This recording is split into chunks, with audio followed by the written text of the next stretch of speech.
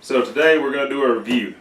My dad bought a hunting rifle and I'm setting it up for him. We finally got all the parts and pieces that we needed to put it together, and his ammo is supposed to be here on Tuesday. This is the Tikka, the T3X LITE. He said this is their new offering. I've got it on the internet and done a little research on it, but he has done a lot, and he told me that since it just come out, I think it's SHOT Show and this is 2020, that there's nobody hardly that has got any reviews on the internet. So I'm not going to edit. I'm going to go straight through. It is what it is. If I mess up, I might say but or correct myself, and that is what it is. He got this rifle from my buddy Jamison Parker over at Golden Gun in Tupelo, Mississippi, and he also picked up the scope. It's a Mark V, the 3.6 by 218 by 44. It has a 35mm tube, a really nice optic. We're going to put Seekins precision rings on it. This is 35mm rings, of course, to match the scope. And he done all the research, and this is the Picatinny rail he put on top. Mountain Tactical, they're out of Bozeman, Montana. Supposed to have a lot of good reviews on them, and that's the picture we're going to go with. I have opened this box. This is not the way they shipped it, but this is a 308. This is their T3X LITE Veil Midland. So it has the Cerakoted action and barrel, and it is in the, like I said, the Midland camo, which is more green and brown, which is better for us in Mississippi. And the bronze Cerakote, it looks really good. It is a fluted barrel, threaded muzzle for suppressor or muzzle brake. It comes with a Cerakoted thread protector, and it also comes with a Cerakoted muzzle brake. I think that's called a pepper brake. It has the brakes all the way around, the holes all the way around the brake. But it is also Cerakoted.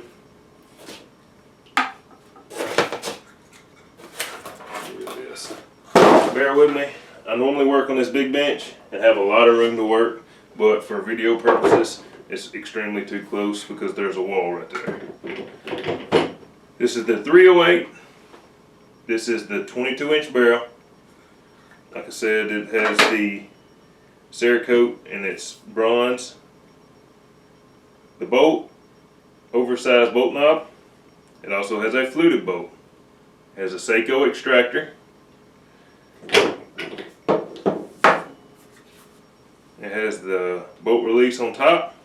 It also has a safety on top. It has a really nice trigger on it. I like it. I got on the internet and done a little bit of research for this review or for me setting it up, what have you, try to give you all the ins and outs.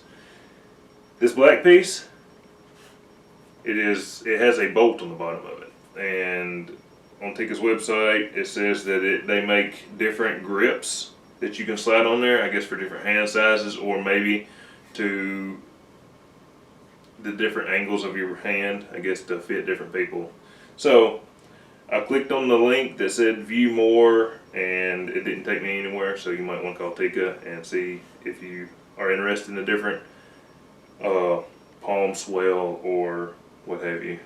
And also I noticed there is another, there's a threaded bolt on the bottom.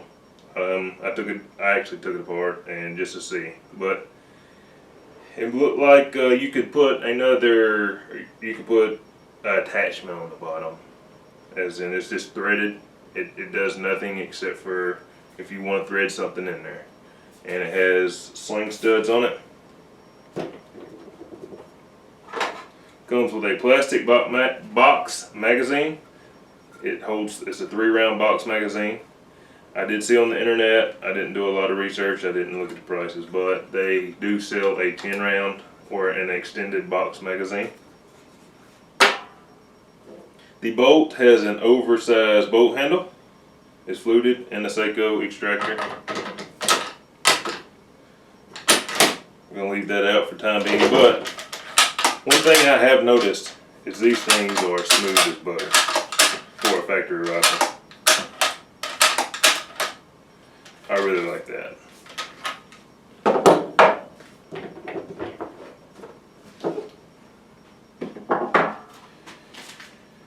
Alright, so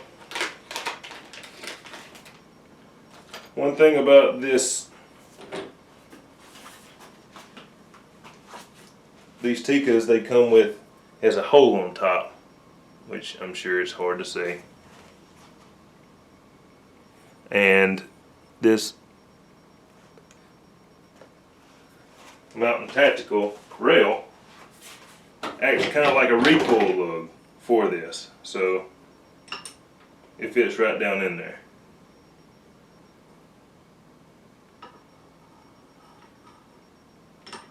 The holes line up perfect.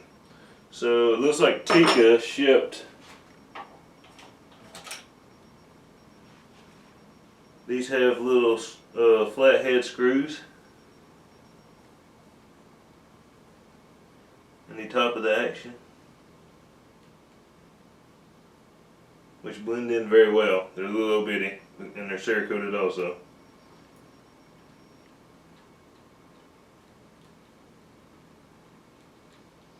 Just gonna take these out, make sure. Apparently there's different models, because I'm gonna have to leave one in for this rail. It has 4 screws, and on the top of this action there are 5 screws. So apparently multiple models fit.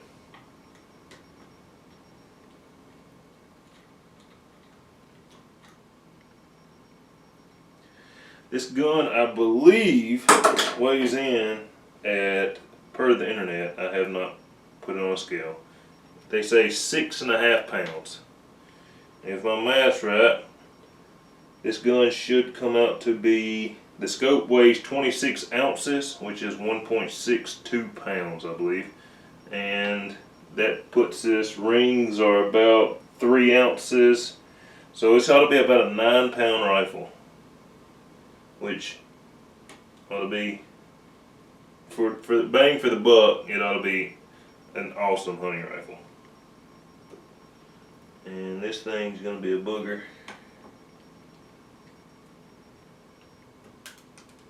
Alright. So, Mountain Tactical sends screws and a little wrench. Per their website, they want 25 inch-pounds, which seems a little light to me, but if that's what it takes, that's what we're gonna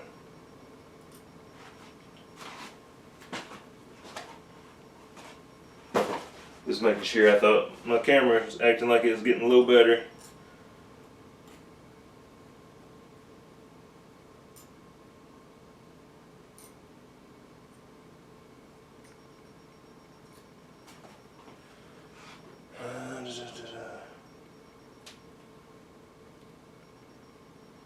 Let's see.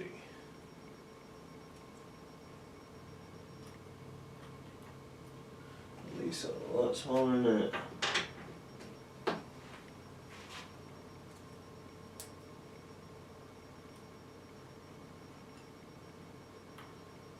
T.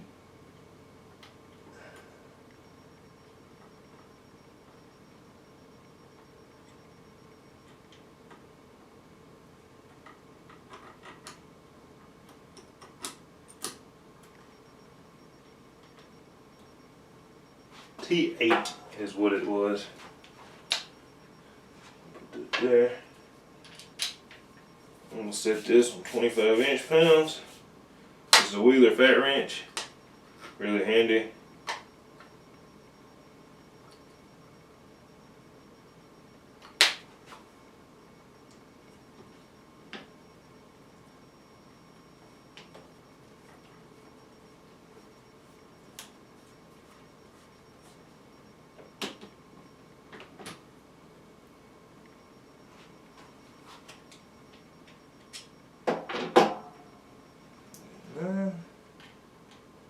Oh, I believe it's a T9. Let's try this T9.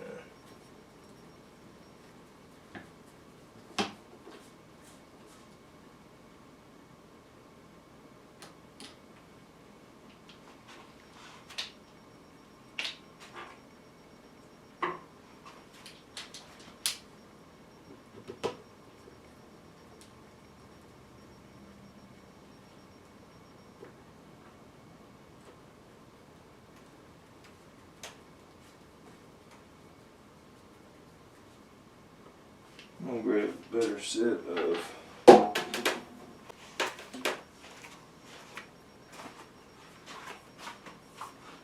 Alright, I found my other bits. So, back to it. Mountain Tactical Rail, they suggest 25 inch-pounds. So, we're gonna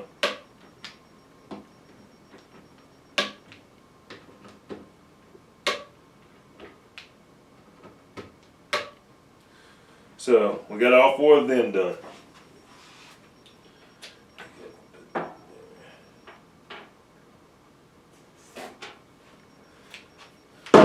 Alright, next we're going to mount the rings and the scope. So,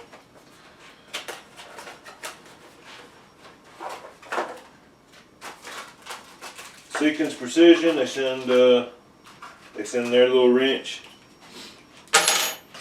They send tools, or I'm sorry, wrench. They send their screws. I really like these Seekins. I run them on most of my rifles.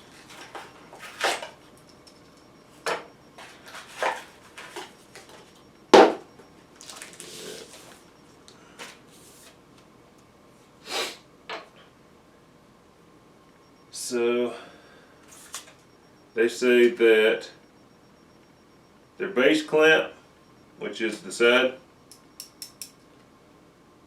50 to 55 inch-pounds, and the ring caps 20 inch-pounds.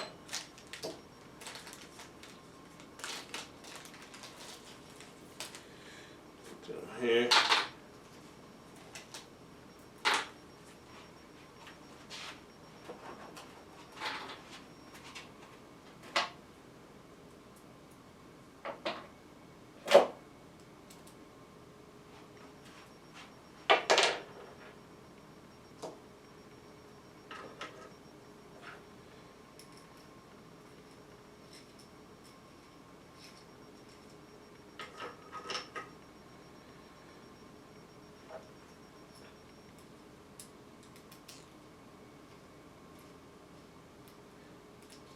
I'm a visual person, so I always like to put the screws that have a flat side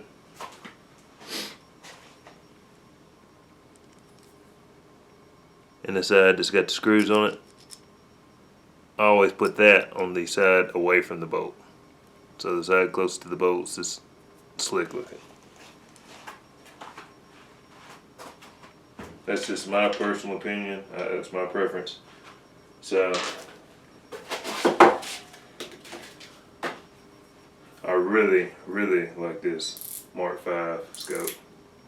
It has a 0, 100 yard, or I guess wherever you zero your rifle at.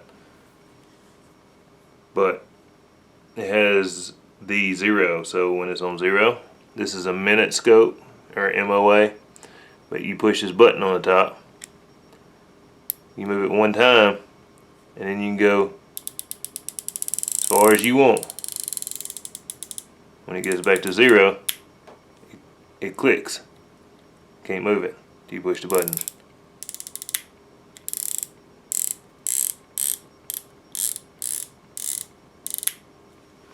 I really like that option. These turrets, man, they feel good. They feel really good. This option has a closed windage turret, which I hold wind anyways, and I'm assuming most people do. So we went with these Seekins. These are the lows. Let's see here.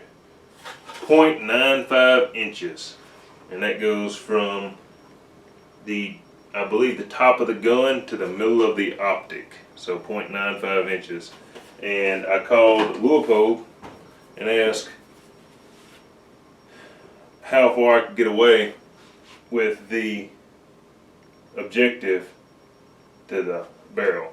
And they told me that their lows would fit, so I asked on their Mark IVs how high that was, and they told me that that was 0.85 inches, I believe.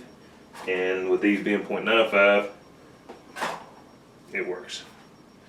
Our rail, I forgot to say this a while ago, our mountain tactical rail, we went with a 0 MOA. Due to 20 or 30 MOA rails, what it does is it tilts the back of the scope up, which gives you more elevation in the scope. And when you tilt the back of the scope up, you have to float your face. Well, we was talking, and he wants the scope to be to where he's not got his face picked up off the gun. So we went with the lows and the 0 MOA. And I'm a visual person, so I really want to get the ring in the center on these tubes. That's just, like I said, that don't have to be done, but that is my thing, and if it's not, it bothers me bad. So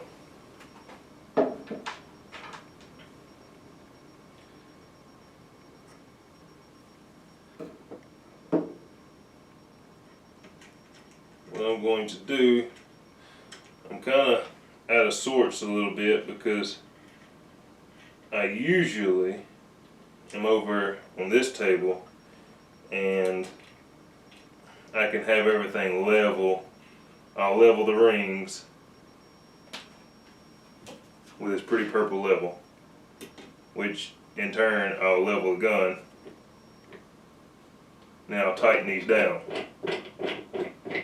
And the gun normally doesn't move, but I'm on this bench and it's not real ideal. So bear with me. I'm kind of going off the fly here. Just trying to. So that's level. That's level. Let's make sure these.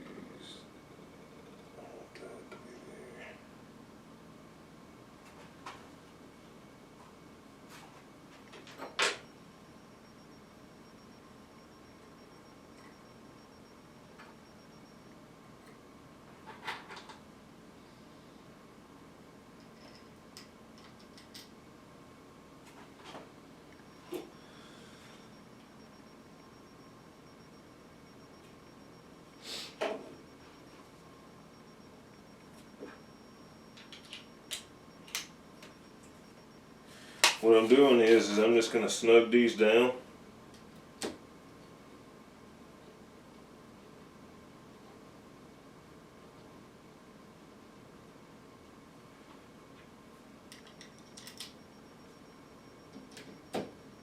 To where they're close to the center on the tubes. And since this is for him, I'm going to set it up for his eye relief, which he's not here, so I'm just going to get close, and I'm not going to torque these down to these specific settings because it might have to move forward or back just a hair for his eye relief. But I will talk about how I would do it if it was mine. I'm going to get these 4 screws in. And if it were mine, I would lay in, I shoot a lot prone, so I would lay prone and I would get comfortable on the gun with my eyes closed, and I'd open them up. And I'd be on max magnification because that's where the least of your eye relief is on max. You have a bit more eye relief on the lower magnification. But I would open my eye up until I got a good picture. I don't want any black around the scope. And once I got that, I've got a plumb bob that I level my scope to, and I'll snug it down to the recommended torque settings. So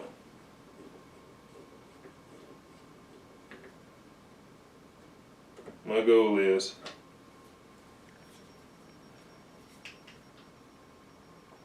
pretty close. So probably be more realistic.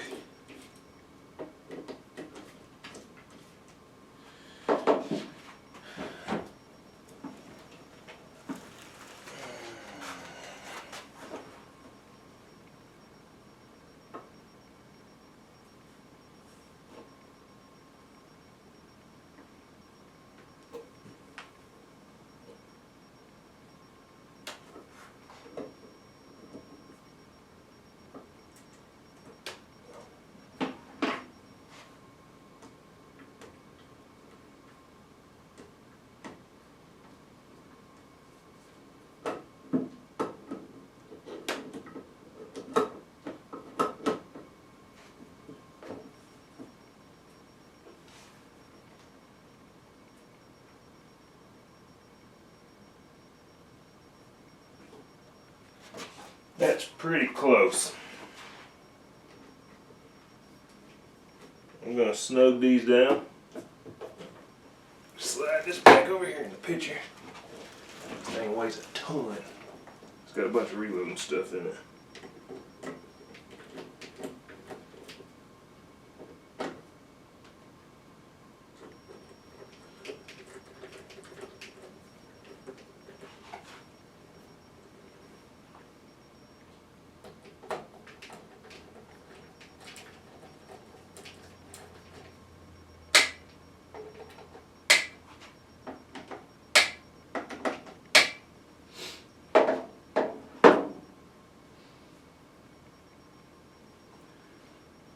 I'll come back, like I said, when he gets his eye relief set, I'll come back and I'll make sure that the scope is where it needs to be, and I'll level it with a plumb bob. And how I do it is I've got a plumb bob hanging at the butt of the rifle, and I'll turn the light off and I'll shine a flashlight through the objective, and it casts the reticle on the wall right behind the plumb bob. And I want to make my reticle, so if my plumb bob's here, I want my reticle to be straight up and down. If it's tilted, I'll turn the scope until it's straight. So Dad come over here and we've set up his eye relief. So this is where it's going to be. This is where it's going to stay. I had to scope out the rings, and I thought, since I talked about it, I figured most people was going to ask why I was talking about shining the light through the front of the reticle.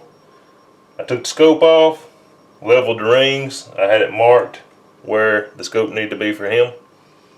Now I've put the scope in, and you can see you can move the scope. I'm going to turn the lights off.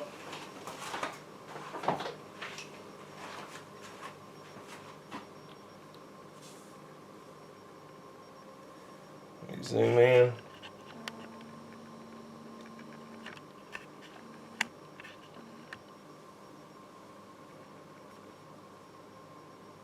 As you can see the reticle on the wall.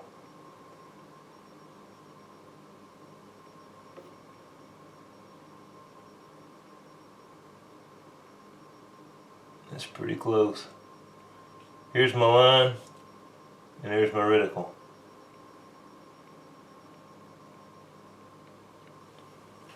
That's how I do that.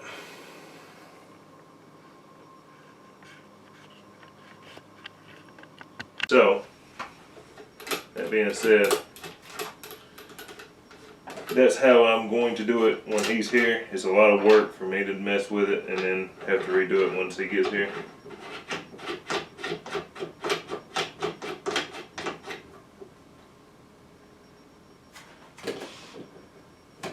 But it's a sweet looking hunting rig, for sure.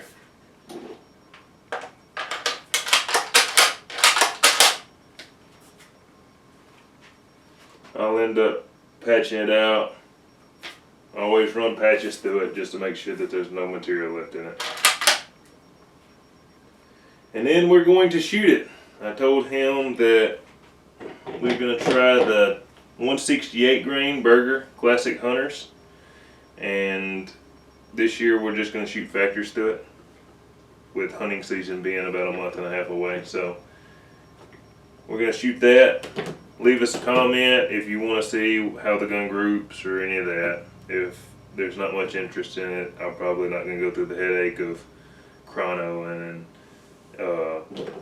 group sizes and all that, muzzle velocity. But if there is an interest in it, I will do it, just to get information out there, because like Daddy said, he scoured the internet and there was very little information on there. So it'll give y'all a rough idea of what to expect out of the burger ammunition and how the gun shoots. So if you like it, give us a comment. If you don't, thanks for watching, and thanks for the view. So to be continued. Y'all have a good day. This is a Tikka T3X LITE Midland Mark 5 Leopold. A sweet hunting rig. So, and if you're in the Northeast Mississippi area, give Jamison Parker a look out at Golden Gun, Tupelo, Mississippi. He has a really good price on these weapons and scopes. So, thank y'all. Cody out.